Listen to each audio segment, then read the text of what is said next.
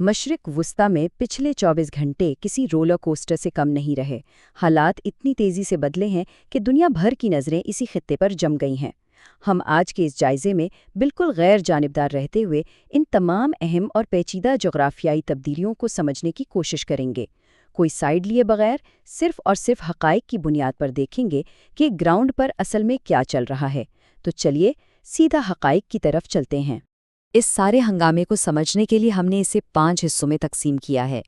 हम बात करेंगे बढ़ती ही कशीदगी पर, फिर हुर्मुज़ में होने वाले बराह रास्त तसादुम की तरफ बढ़ेंगे, उसके बाद फुजेरा पोर्ट पर हमले, फिर नई आलमी सिफारतकारी को देखेंगे और आखिर में बात होगी ऑपरेशन फ्रीडम पर लगने वाले अचानक वक्फे की। शुरुआत करते हैं उन वाक़यात से जिन्होंने ख़तरे की इस घंटी को बजाया है। ये कोई एक बड़ा धमाका नहीं था, बल्कि पूरे खित्ते में अलग अलग जगहों पर होने वाले परेशान कुन वाक़यात की एक पूरी सीरीज़ थी। ज़रा इस टाइमलाइन पर गौर करें। चंद घंटे कबल खबर आती है कि कतर से उड़ान भरने वाला अमेरिका का KC-135 तैयारा, जिसे फ्लाइंग गैस स्टेशन भी कहा जाता है, लापता हो गया है। उसने इमरजेंसी सिग्नल 7700 भेजा और रेडार से गायब। उधर ये हो रहा था और साथ ही आबनाए हुर्मुज़ में एक जनूबी कोरियाई जहाज़ पर हमले की खबर आ गई, जिसमें जहाज़ को आग लग गई। और फिर फ़ौरन बाद इसराइल की तरफ से लेबनान के जनूबी इलाकों, ख़ास तौर पर अस-साइद और अल-मंसूरी में 3 फ़िज़ाई हमले कर दिए गए। ये सब बज़ाहिर अलग अलग वाक़यात हैं, लेकिन इन्होंने खित्ते को एक शदीद अफरा-तफरी में धकेल दिया है। और कहानी यहीं नहीं रुकती। रिपोर्ट्स के मुताबिक सऊदी अरब, ओमान और इसराइल की फ़िज़ाओं में 20 से ज़ायद अमरीकी टैंकर्स एक साथ उड़ते देखे गए। 20 टैंकर्स, ये कोई मामूली मूवमेंट नहीं है। और जंगी धुन का आलम ये है कि इसी दौरान मैक्सिकन बहरिया का एक हेलीकॉप्टर भी पुरस्रार तौर पर क्रैश हो गया। अब बज़ाहिर इसका इस तनाज़ो से कोई ताल्लुक नहीं, लेकिन जब हालात इतने कशीदा हों तो हर छोटा बड़ा वाक़या सस्पेंस को मज़ीद बढ़ा देता है। अब बिखरे हुए वाक़यात से हटकर ज़रा इस बराह रास्त अस्करी तसादुम पर बात करते हैं जो आबनाए हुर्मुज़ में शुरू हुआ, जिससे अमेरिकी क़यादत में ऑपरेशन फ्रीडम का नाम दिया गया है। यहाँ मामला बड़ा दिलचस्प है। हमारे पास 2 बिल्कुल मुख्तलिफ कहानियाँ हैं। अमेरिका का दावा है कि उन्होंने 6 ईरानी स्पीड बोट्स को तबाह किया, 2 तिजारती जहाज़ों को बहिफाजत वहाँ से निकाला और 2 ईरानी मिसाइलों को फ़िज़ा में ही नाकाम बना दिया, मतलब एक कामयाब रेस्क्यू और डिफेंस।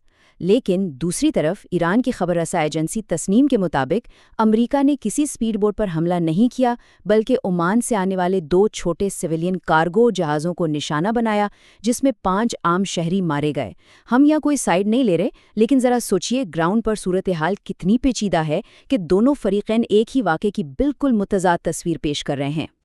और इस तनाज़े का कैनवस और भी बड़ा है। अक़वाम मुत्तहिदा ने बाकायदा वार्निंग दी कि ईरान जहाज़ों पर हमले और टोल वसूली बंद करे, लेकिन ईरान ने पीछे हटने के बजाय आबनाए हुर्मुज़ का एक नया नक्शा ही जारी कर दिया। इस नक्शे में उन्होंने अपना कंट्रोल जोन बढ़ा दिया है और सीधी वार्निंग दे दी है कि बैनुल अक़वामी जहाज़ सिर्फ और सिर्फ उनके बताए हुए रास्तों से गुजरेंगे, वरना एक्शन लिया जाएगा। तो ये महज एक झड़प नहीं, बल्कि समंदरी हुदूद के कंट्रोल की एक बहुत बड़ी कशमकश बन चुकी है। समंदर की उन लहरों से अब ज़रा मुत्तहिदा अरब इमारात के साहिलों की तरफ चलते हैं, जहां फजेरा पोर्ट पर होने वाले हमलों ने सूरत हाल को मज़ीद संगीन कर दिया है। 19 ये सिर्फ एक हिंदिसा नहीं है। मुत्तहिदा अरब इमारात की अहम तरीन बंदरगाह और ऑयल रिफाइनरी पर पूरे 19 प्रोजेक्टाइल्स दागे गए, जिनमें 12 बैलिस्टिक मिसाइल, 3 क्रूज़ मिसाइल और 4 ड्रोन्स शामिल थे। ज़रा इसके स्केल का अंदाज़ा लगाइए। ये कोई छोटा मोटा हमला नहीं था, बल्कि एक इंतहाई मरबूत और बड़ी अस्करी कार्रवाई थी, जिसने रिफाइनरी को आग के शोलों में लपेट दिया। और इसका नुकसान सिर्फ अमलाक तक महदूद नहीं रहा।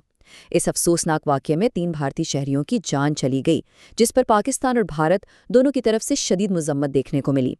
अब इल्ज़ाम तराशियों का सिलसिला देखिए। मुत्तहिदा अरब अमारात ने सीधा इल्ज़ाम ईरानी ड्रोन्स पर लगाया।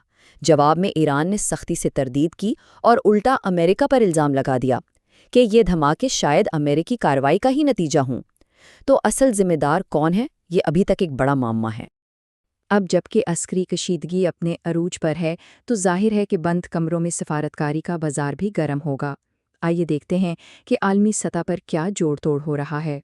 ایران صرف میدان جنگ تک محدود نہیں ہے بلکہ تیزی سے اپنے اتحادیوں کو اکٹھا کر رہا ہے۔ سب سے پہلا قدم ایرانی وزیر خارجہ عباس عراقچی سیدھے روس پہنچتے ہیں تاکہ ان کی حمایت حاصل کی جا سکے، اور پھر دوسرا قدم روس سے نکلتے ہی وہ بیجنگ کے لیے اڑان بھرتے ہیں تاکہ چینی وزیر خارجہ وینگ یی سے مل سکیں۔ اس تیز رفتار سفارتکاری کا سیدھا سا مطلب ہے امریکی دباؤ کا مقابلہ کرنے کے لیے نئے متبادل اور مضبوط عالمی بلاکس کی تشکیل۔ اور ایک طرف سفارتکاری ہو رہی ہے تو دوسری طرف بیانات میں کوئی نرمی نہیں آئی۔ ذرا ایران کے اس بیان پر غور کیجیے جو تسنیم نیوز کے ذریعے سامنے آیا۔ ہم نے تو ابھی شروعات بھی نہیں کی، جب کریں گے تو دنیا دیکھے گی۔ یہ محض کوئی سیاسی بیان نہیں ہے، یہ ایک کھلی اور سخت وارننگ ہے۔ یہ دکھاتا ہے کہ کشیدگی کس نہج تک پہنچ چکی ہے اور کوئی بھی فریق پیچھے ہٹنے کے موڈ میں نہیں ہے۔ لیکن ان تمام دھمکیوں اور حملوں کے بیچ ایک ایسا موڑ آیا جس کی غالباً کسی کو توقع نہیں تھی۔ آپریشن فریڈم پر ایک اچانک عارضی وقفہ۔ جی ہاں، امریکی انتظامیہ کی جانب سے صدر ٹرمپ نے آب نائے ہرمز میں جاری آپریشن فریڈم کو اچانک روکنے کا اعلان کر دیا ہے۔ یہ واقعی ایک حیران کن ڈیولپمنٹ تھی۔ آخر کیوں؟ ذرائع بتاتے ہیں کہ یہ وقفہ دراصل پاکستان اور کچھ دیگر ممالک کی خاص درخواست پر لایا گیا ہے۔ لیکن یہ مت سمجھیے گا کہ سب کچھ نارمل ہو گیا ہے۔ بحری ناکہ بندی اور پابندیاں اپنی جگہ بدستور قائم ہے۔ اس عارضی بریک کا اصل مقصد یہ دیکھنا ہے کہ کیا جنگ کے بجائے ایران کے ساتھ کسی قسم کے سفارتی معاہدے کا کوئی بھی راستہ باقی بچا ہے یا نہیں۔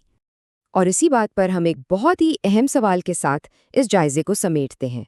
کیا آپریشن فریڈم پر لگنے والا یہ بریک واقعی کسی امن معاہدے کی طرف لے کر جائے گا، یا کیا یہ صرف ایک طوفان سے پہلے کی خاموشی ہے اور ہم ایک بہت بڑے اور تباہ کن علاقائی تنازع کے دہانے پر کھڑے ہیں؟